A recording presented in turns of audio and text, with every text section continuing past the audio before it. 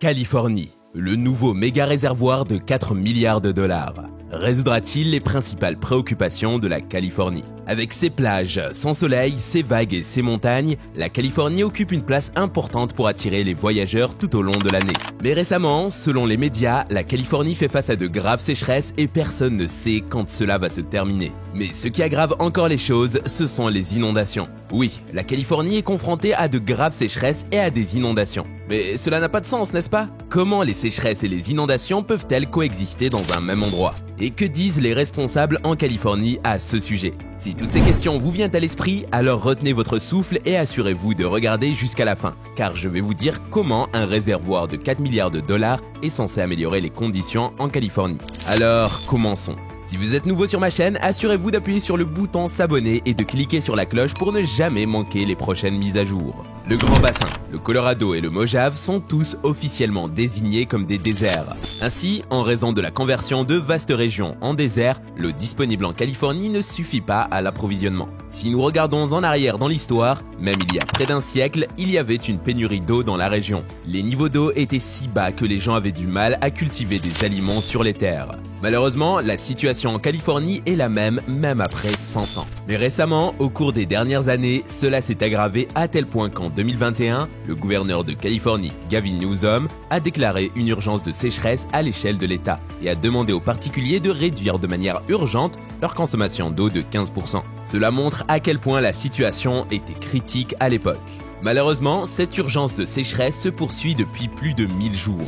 Même après plus de 17 mois en 2023, personne ne sait quand cette urgence sera levée. C'était un aspect de l'histoire de la Californie, mais l'autre côté vous choquera sûrement. Comme je l'ai mentionné, la Californie fait face à une sécheresse depuis plus de 1000 jours maintenant. Mais pendant cette période, il y a eu un moment où des précipitations records se sont produites en Californie, entraînant des inondations. Un autre état d'urgence a été déclaré, car 22 personnes ont été tuées. Des villes, des maisons et des villages ont été endommagés. Mais comment les sécheresses et les inondations peuvent-elles coexister dans un même endroit? Comment un endroit peut-il faire face à deux urgences différentes et très différentes l'une de l'autre? Eh bien, la réponse est simple. L'inaccessibilité d'une gestion adéquate de l'eau. Lorsque la Californie connaît de fortes pluies, l'eau se précipite vers les villes et les villages en raison du manque de système de stockage d'eau, ce qui provoque des destructions. Et finalement, l'eau s'écoule vers la mer. Lorsqu'il y a un soleil chaud, une grande partie de l'eau s'est déjà écoulée des terres vers la mer et la sécheresse se poursuit. C'est ce qui se passe en Californie. Il y a un cycle répétitif. Tout commence par des périodes de fortes pluies qui entraînent des inondations. Les eaux de crue se dirigent vers la mer, puis pendant les journées chaudes, il reste moins d'eau, ce qui entraîne la sécheresse. En résumé, ils ne parviennent pas à stocker l'eau de pluie selon leurs besoins et aussi plutôt entre la sécheresse, les inondations, la sécheresse, les inondations, encore et encore. Mais que fait l'État pour arrêter cette situation en Californie? Dans les années 1950, la Californie se trouvait dans une situation similaire à celle d'aujourd'hui, et l'État a mis en place le projet de l'eau de l'État, connu sous le nom de SWP. L'objectif principal de ce projet était de stocker autant d'eau que possible dans les réservoirs après de fortes pluies. L'un des principaux réservoirs est le lac Oroville, qui, avec une hauteur de plus de 200 mètres, est le plus grand connu dans toute l'Amérique.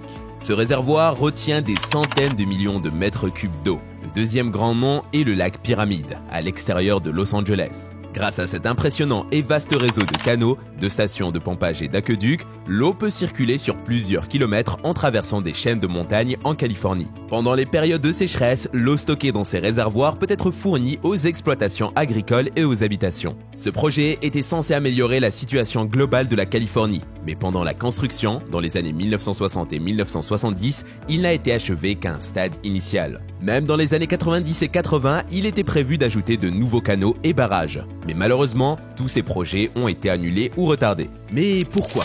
Eh bien, il y avait plusieurs raisons à cela. Tout d'abord, le coût de construction de tout un réseau de canaux et de barrages était très élevé et l'économie de la Californie à l'époque n'était pas très bonne.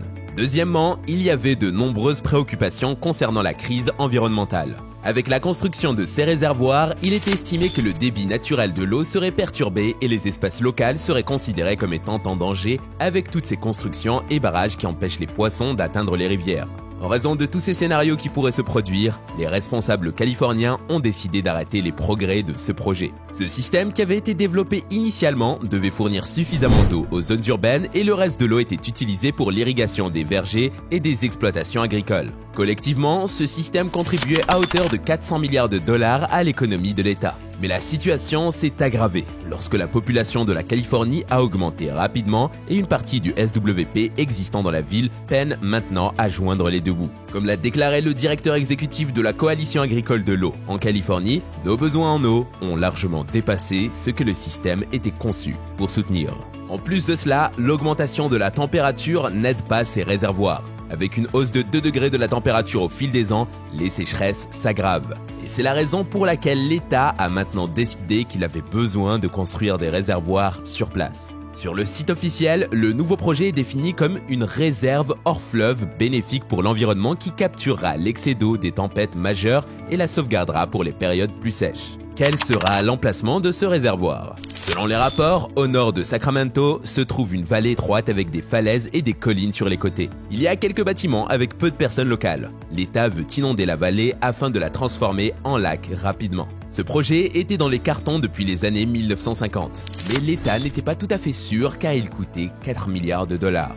Mais maintenant, ils ont changé d'avis et sont ambitieux de le terminer. Même s'il est très coûteux, cela en vaut la peine, car il aidera certainement à améliorer la situation. Ce lac pourra stocker 2 km3 d'eau, ce qui sera suffisant pour fournir des centaines et des milliers de foyers californiens. Alors, comment sera-t-il construit? Dans la première phase, entre les bords de la vallée, de nouveaux barrages seront construits pour combler les éventuels écarts dans la vallée. À l'est de la vallée, les barrages de Seed Dam et Golden Gate Dam seront construits. En plus de ces grands barrages, des barrages sont prévus dans le nord de la vallée. Le plan principal est de transformer la vallée en une énorme baignoire étanche. Mais comment cette vallée sera-t-elle remplie d'une énorme quantité d'eau? Dans la prochaine phase de construction, cela sera principalement réalisé en endiguant la rivière et en attendant que l'eau inonde la région. La même technique a été utilisée pour remplir le barrage d'Oroville. De plus, lors des périodes régulières de fortes pluies, l'eau de pluie continuera d'ajouter au lac en utilisant ce niveau d'eau. Mais la situation dans les vallées de Seeds est un peu différente, car elle n'est entourée d'aucune grande rivière. Comme la rivière Sacramento est située à l'est, à environ 25 km de la vallée, il est prévu que pendant la saison des pluies, l'eau sera prélevée dans la rivière et transférée dans la vallée de Seeds par des tuyaux. Bien que cela aidera à résoudre la crise de l'eau, le transfert d'eau de la rivière à la vallée nécessitera une énorme quantité d'énergie. Mais les experts pensent que cela en vaudra la peine, car il y aura de l'eau disponible pendant les sécheresses et deuxièmement, lorsque l'eau sera libérée des réservoirs, elle passera par des générateurs hydroélectriques qui fourniront 80% de l'énergie utilisée pour pomper l'eau. Le projet devrait commencer en 2024 ou 2025 et être achevé en 2030 ou 2031. Malheureusement, lors de fortes pluies en 2023, une grande quantité d'eau a été précipitée dans les rivières. Et si le réservoir du site avait été opérationnel, il aurait pu stocker suffisamment d'eau pour le reste de l'année. Mais ce projet est-il exempt d'inconvénients? Il est encore trop tôt pour dire quoi que ce soit sur les inconvénients du projet. Les experts affirment qu'en raison de l'augmentation des coûts, le SWP augmentera le prix de l'eau de 300%. Mais pour l'instant, l'État n'a pas confirmé cela. De nombreux écologistes affirment également que cela perturbera les espèces naturelles sous la mer.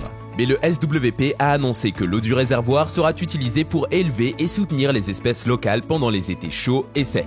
Cependant, il n'est pas sûr que le projet soit construit ou qu'il reste seulement sur papier et dans des documents, car les financements nécessaires pour ce projet n'ont pas été réunis. C'est la fin de ma vidéo ici. Dites-nous dans les commentaires ce que vous avez pensé du projet. Est-ce une bonne chose pour la Californie? Sera-t-il jamais terminé? N'oubliez pas de mettre un pouce en l'air et de partager cela avec vos amis qui vivent en Californie.